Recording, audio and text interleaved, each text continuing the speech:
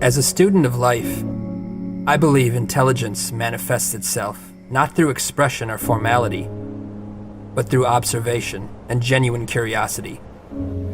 Observing nature is always an awe-inspiring spiritual experience for me.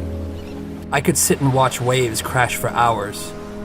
The ocean in particular reminds me how incredibly fascinating our planet is and how little we know, despite what we think we know. There's nothing more humbling than being face to face with something so much bigger than yourself.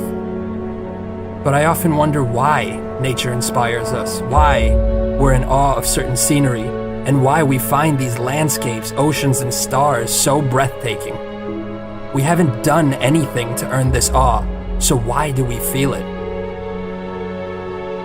It is this very question that leads me to believe our most inspired state, then, is not one of accomplishment, but of humility. I think we naturally fall in love with places that prove how small we are, places that humble us with reminders that we have so much more to learn, so much more to grow, that we are part of something bigger than ourselves. Our significance lies in such potential, in that quiet recognition of the stardust in our bones and the oceans in our minds, knowing that a new sunrise paints our skies every day of our lives. And by virtue of just being, by existing, nature gives us a free front row seat. It's like we've won the evolutionary lottery. That's why I find it perplexing that we live such misdirected, consumed lives.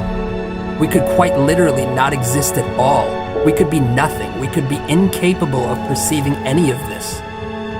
All of us are always just one unexpected phone call, one diagnosis, one broken heart, one newfound love, and one moment away from being completely different people with completely different priorities.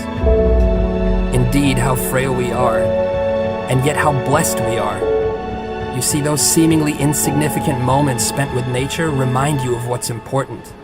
They remind you that all we really have is our consciousness and each other. After all, what is life without either?